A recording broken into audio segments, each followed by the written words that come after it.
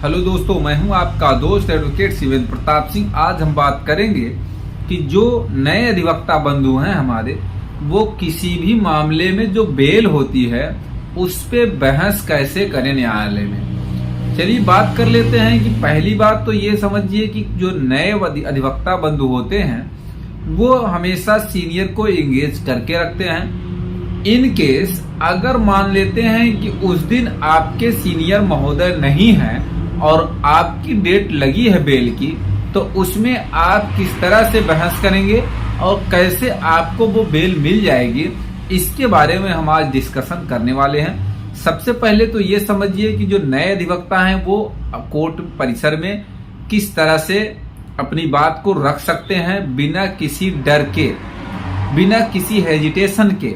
नए अधिवक्ता बंधुओं को मैं बताते चले हम कि सबसे पहला काम ये होना चाहिए कि कोई भी बेल हो किसी भी धारा में, मान लेते हैं कि वो धारा है 457, 380, 411।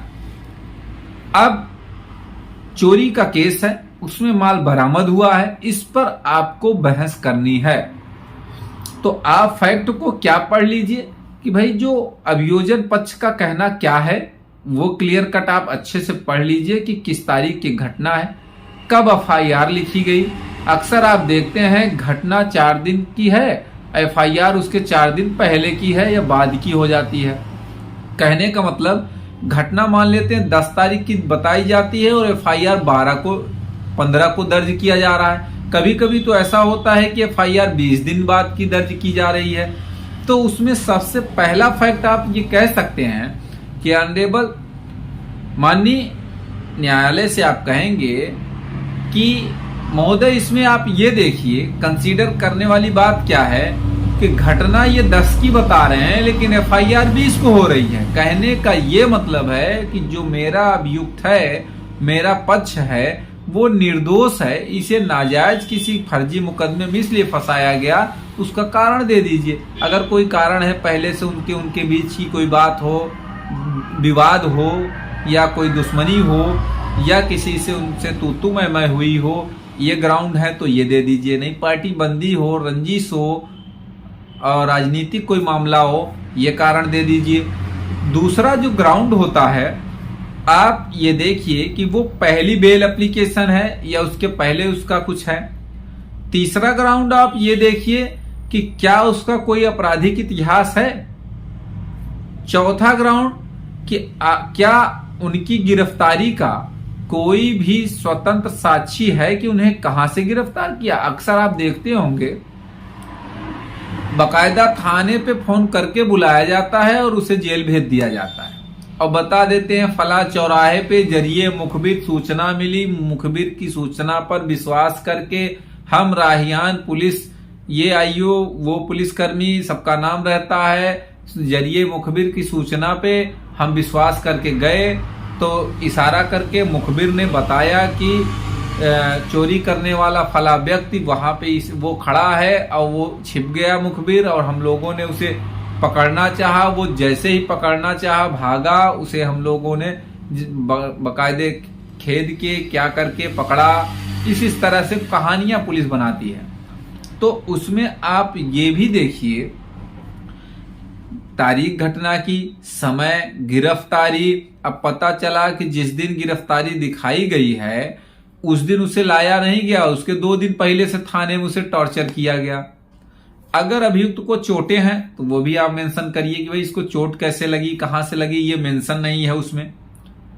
सीडी में कहीं भी ये बात मेंशन नहीं है कि उसे चोट कहां से आई और क्यों आई।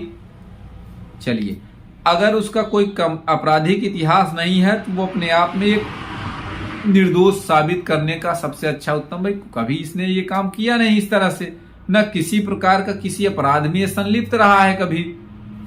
इसके अलावा जो आपके पास और एविडेंस हो उस पे बहस कर दीजिए। उसके अलावा आपके पास जो अभियुक्त द्वारा बात बताई गई हो कि साहब ये सच्चाई ये नहीं है ये है, उसमें कोई इंक्लूड कर दीजिए बहस में अपने कि भाई ये बात है, इस तरह से रंजिश है।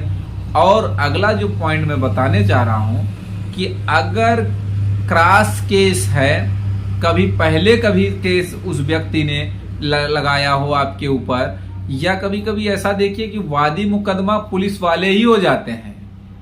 तो अगर इस केस में है वादी सब कुछ लेखनी एप्लीकेशन देने वाले सब पुलिस वाले हो जाते हैं, या जो भी एप्लीकेशन दिया है जिसने भी दिया है, क्या उससे आपका पहले कोई विवाद था, FIR दर्ज हुई है या कुछ।